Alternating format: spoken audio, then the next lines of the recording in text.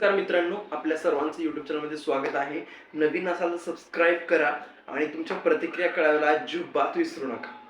मित्रांनो, भाजपनं जेव्हापासून माढा लोकसभा मतदारसंघामध्ये आपला उमेदवार जाहीर केलेला आहे किंवा आपली उमेदवारी जाहीर केलेली आहे, तेव्हापासूनच ही जागा जी आहे माढ्यातली ती महाविकास आघाडीमध्ये राष्ट्रवादी काँग्रेस पार्टी शरद पवार गट जो आहे त्यांना सुटलेली आहे. शरद पवार कोणाला उमेदवारी देणार ही खूप महत्वाचा प्रश्न होता. काही मध्यंतरी चर्चा चालू होत्या की शरद पवार हे राष्ट्रीय समाज पक्षाचे जे महादेव जानकर आहेत त्यांना ही जागा सोडतील आणि जवळपास त्यांची उमेदवारी निश्चित झाली होती. त्यानंतर महायुतीने डाव खेळून महादेव जानकर यांना आपल्याकडे खेचून घेतलं. आता मात्र कोणाला उमेदवारी दिली जाईल, महाविकास आघाडीत जो प्रमुख पक्ष म्हटला जातो राष्ट्रवादी काँग्रेस पार्टी शरद पवार गट यांना ही जागा सुटली असल्याने त्यांच्या पक्षातून कोण उमेदवारी मिळवू शकतं किंवा कोणाला उमेदवारी मिळू शकते, चला तर मग पाहूयात. त्यातला सगळ्यात पहिला पर्याय असू शकतो तो पर्याय म्हणजे मोहिते पाटील घराण्यातलाच. कारण यावेळेस हे जे पूर्ण राजकारणातली जी नाराजी नाट्य सुरू आहे माढा लोकसभा मतदारसंघामध्ये, ते सर्वात महत्वाचं मोहिते पाटील घराण्या यांच्या भोवतीच फिरतंय. आपण बघतोय की मोहिते पाटील जे आहेत त्यांच्याच घराण्यातले जे धैर्यशील मोहिते पाटील आहेत ते लोकसभेची निवडणुकीपासूनच प्रचार करत होते, सगळीकडे फिरत होते आणि लोकांच्या गाठीबिटी घेत होते. आणि त्यांनी आधी जाहीर केलं होतं की माझं काम जे आहे पक्षातलं ते पाहून पक्ष मला उमेदवारी देईल किंवा संपूर्ण जो माळशिरस भागातील मोहिते पाटील यांना मानणारा वर्ग आहे तो देखील पुढचा जो खासदार असेल तो मोहिते पाटील घराण्यातलेच असतील असं त्यांनी लोकांनी सगळीकडे प्रचार करायला सुरुवात केली होती. त्यात मात्र भाजप पक्षाने निंबाळकरांना तिकीट दिलं, निंबाळकरांना उमेदवारी दिली आणि मोहिते पाटील यांच्या घरातून जो खासदारकीचा भाजपमधून उमेदवार येणार होता या पूर्ण प्रकरणावरती, या पूर्ण गेमवरती पाणी फेरण्याचं काम करण्यात आलं. मित्रांनो, जर धैर्यशील मोहिते पाटील हे शरद पवार गटात जातील का, तर मित्रांनो खूप असे चर्चा चालू आहेत माढा तालुक्यात की धैर्यशील मोहिते पाटील शरद पवार गटात जातील. पण या इकडे जाण्याच्या किंवा शरद पवार यांच्यासोबत त्या पक्षात जाण्याच्या शक्यता खूप कमी दिसतात. कारण आपण बघू शकतो की मोहिते पाटील आणि शरद पवार यांचं जे राजकारण आहे हे खूप सारं एकमेकाच्या वैराचं राजकारण असल्यासारखं आपल्याला बघायला मिळालं होतं. कारण जे आपण पूर्वीचं राजकारण बघितलं होतं, असं म्हटलं जातं की काळी शरद पवार यांना शह देण्यासाठी राजीव गांधी यांनी मोहिते पाटील यांना ताकद द्यायला सुरुवात केली होती. त्यामुळं एकमेकांना शह देण्याचं राजकारण हे शरद पवार आणि मोहिते पाटील यांनी केलेलं आहे. तर ह्या गोष्टीच्या किती शक्यता आहेत की विजयसिंह मोहिते पाटील किंवा मोहिते पाटील घराणं जे आहे ते शरद पवार यांच्या पक्षात जाईल. त्याचबरोबर दुसरी महत्वाची गोष्ट आहे मित्रांनो, धैर्यशील मोहिते पाटील जे आहेत त्यांनी वेळोवेळी वृत्तवाहिन्या असतील किंवा जे मीडिया न्यूज आहेत त्या सगळ्यांना सांगताना एक गोष्टीचा उल्लेख केलाय की पक्षासाठी त्यांनी काम केलंय, पक्षाचं त्यांनी काम केलेलं आहे, पक्षच त्यांना उमेदवारी देईल. त्यांनी कधीही ही बंडखोरी करून उमेदवारी घेईल किंवा अपक्ष लढेल किंवा दुसऱ्या पक्षात जाईल अशा गोष्टी न करता पक्ष मला उमेदवारी देईल किंवा पक्ष माझं काम जाणून मला उमेदवारी देईल अशा गोष्टी किंवा अशा वक्तव्य त्यांनी केलेले आहेत. त्यामुळे मात्र त्यांनी या गोष्टीची संभवता जी आहे दुसरीकडे जाऊन निवडणूक लढण्याची त्याच्यावर कुठेतरी त्यांनी फुली मारण्याचा प्रयत्न केलेला आहे. त्याचबरोबर मित्रांनो, मोहिते पाटील हे भाजप विरोधात थेट जाऊ शकत नाहीत. दुसरं कारण आहे मित्रांनो, ते कारण म्हणजे मोहिते पाटील यांचं जे राजकारण आहे ते सहकारी संस्थांचं राजकारण आहे.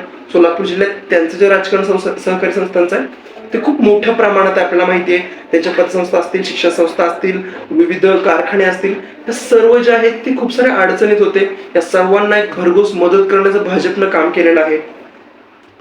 जर मोहिते पाटील यांनी दुसऱ्या पक्षात जाऊन किंवा अपक्ष निवडणूक लढवली तर मात्र त्यांचे जे संस्थात्मक राजकारण आहे हे किती टिकू शकतं ह्याच्यावरती एक प्रश्नचिन्ह उभं राहील.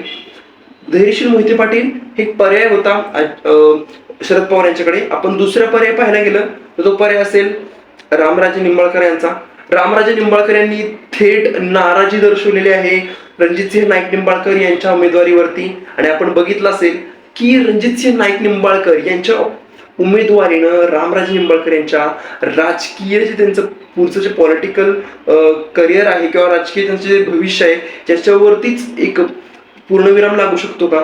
कारण रामराजे जे नाईक निंबाळकर आहेत ते फलटण मधून त्यांनी प्रतिनिधित्व केलेलं आहे विधानसभेला, पण तो मतदारसंघ आरक्षित आहे, ते विधान परिषदेवरती आहे आणि ते एक ज्येष्ठ नेते असून सुद्धा थेट नवख्या उमेदवाराला खासदारकीसाठी तिकीट दिलं जातं आणि तोच उमेदवार थेट आव्हान निर्माण करतो रामराजे यांना. हे त्यांचं राजकीय कारकीर्द संपवण्याकडे एक मोठी चाल असू शकते रणजितसिंह नाईक निंबाळकर यांची. आणि यांनाच शह देण्यासाठी रामराजे निंबाळकर यांना शरद पवार आपल्या पक्षात घेऊन उमेदवारी देतील का, तर याची देखील शक्यता मित्रांनो खूप कमी दिसते. जेव्हा अजित पवार यांनी बंड करून राष्ट्रवादीवरती दावा करत राष्ट्रवादी पक्ष हा राष्ट्रवादी काँग्रेस पार्टी आणि राष्ट्रवादी काँग्रेस पार्टी शरद पवार गट असे दोन पक्ष तयार झाले, तेव्हा मात्र रामराजे यांनी अजित पवार यांच्यासोबत जाणं पसंत केलं. मित्रांनो, एक खूप महत्वाची गोष्ट आहे, विचार करण्यासारखी गोष्ट आहे. ती गोष्ट म्हणजे जेव्हा रामराजे हे अजित पवार यांच्यासोबत जात होते तेव्हा मात्र त्यांनी ह्या गोष्टीचा विचार केला असावा की रणजितसिंह नाईक निंबाळकर यांना उमेदवारी मिळू शकते, आपण माहितीसोबत जातोय, जरी जागा माहितीला सुटली तरीही आपल्याला एक डाव टाकावा लागेल का, किंवा एक पेच निर्माण करणारीच गोष्ट आहे. जर ही जागा माहितीला मिळाली आणि माहितीत ही जागा शक्यतो भाजपलाच मिळणार होती, मग महाविकास आघाडीकडून त्यांना उमेदवारी मिळू शकत होती, तरी त्यांनी माहितीसोबत जाणं पसंत केलं. तेव्हा मात्र त्यांना ह्या गोष्टीचं पूर्णपणे जाणीव असेल की रणजितसिंह नाईक निंबाळकर जे आहेत ते त्यांचं राजकारण संपवतील, ते त्यांच्यावरती काहीतरी पेच टाकतील. मग ह्या गोष्टी माहीत असून सुद्धा रामराजे यांनी माहितीत जाणं एक कुठेतरी त्यांच्या राष्ट्रवादी जे शरद पवार गट आहे त्यांच्या परतीची दोर कापण्याचं त्यांनी काम केलं. ह्या गोष्टी माहीत असून सुद्धा त्यांनी अजित पवार गटासोबत जाणं पसंत केलं. म्हणजे तेच की ते शरद पवार गटामध्ये येऊन उमेदवारी मिळवू शकतात ही थोडीशी शक्यता कमी आहेत. आणि त्याचबरोबर ते अजित पवार गटात असल्यामुळं तरीही त्यांनी माहितीत जर मोहिते पाटील यांच्या घराण्यात किंवा रामराजे निंबाळकर यांच्या घराण्यात उमेदवार नसेल तर या दोन्ही घराण्यांनी जर भाजपच्या उमेदवारांना मतदान कमी झालं तर आम्ही याची जबाबदार नाही असं म्हटलंय. मित्रांनो, यानंतर तिसरा आणि खूप महत्वाचा असा एक उमेदवार राहतो. तो उमेदवार म्हणजे मित्रांनो शेतकरी कामगार पक्षाचे बाबासाहेब देशमुख किंवा अनिकेत देशमुख. आपण जर बघायला गेलं तर सांगोल्यातून देशमुख फॅमिली ही खूप एक डॉमिनंट फॅमिली म्हटलं जातं, कारण विधानसभेच्या निवडणुकीमध्ये अनिकेत देशमुख हे उमेदवार होते आणि त्यांचा अवघा 767 मतांनी पराभव झाला होता. त्यामुळं मोहिते पाटील घराणं जे आहे हे थेट भाजपशी वैर न घेता किंवा रामराजे निंबाळकर आहेत हे थेट माहितीशी वैर न घेता या दोन्हींची सल्लामसलत करून एक तिसरा उमेदवार देऊ शकतो जो समविचारी उमेदवार असू शकतो. कारण आपण पाहिलंय जेव्हा शिवरत्नवरती एक मीटिंग झाली होती, या मीटिंगला बाबासाहेब देशमुख आणि अनिकेत देशमुख दोघेही उपस्थित होते. त्यामुळं कुठेतरी हा एक पर्याय शरद पवार यांना मिळू शकतो की ती ही जागा शेकापसाठी सोडू शकतात किंवा शेकापचे उमेदवार जे आहेत त्यांना आपल्या पक्षात घेऊन किंवा त्यांच्यासाठी जागा सोडू शकतात. कारण आपण असं म्हटलं जातं की जे दोन्ही भाऊ आहेत बाबासाहेब देशमुख आणि अनिकेत देशमुख ह्या दोन्ही मध्ये सख्य नाहीये, म्हणजे मनावसं तेवढं बॉन्डिंग नाहीये दोन्ही ह्या नातवांमध्ये, देशमुख घराण्याच्या नातवांमध्ये. तर एक नातू विधानसभेवरती आणि एक लोकसभेत असं देखील खूप लोकांना वाटतंय. त्यामुळं मित्रांनो हे जे टायमिंग आहे बाबासाहेब देशमुख किंवा अनिकेत देशमुख या दोन्हीपैकी एकाला उमेदवारी देण्याचं, हे टायमिंग मात्र साधू शकतात हे रामराजे निंबाळकर असतील किंवा मोहिते पाटील असतील, हे दोघेही या नेत्याला निवडून आणू शकतात. त्याचबरोबर शरद पवार देखील शेकापला पाठिंबा देऊ शकतात, कारण आपण बघितलंय शेकापचे जे मोठे मोठे कार्यक्रम होतात जे देशमुख अनिकेत देशमुख किंवा बाबासाहेब देशमुख आयोजित केलेले असतात, ह्या सर्व कार्यक्रमांना मात्र आपल्याला मोहिते पाटील आणि शरद पवार यांची आवर्जून उपस्थिती पाहायला मिळते.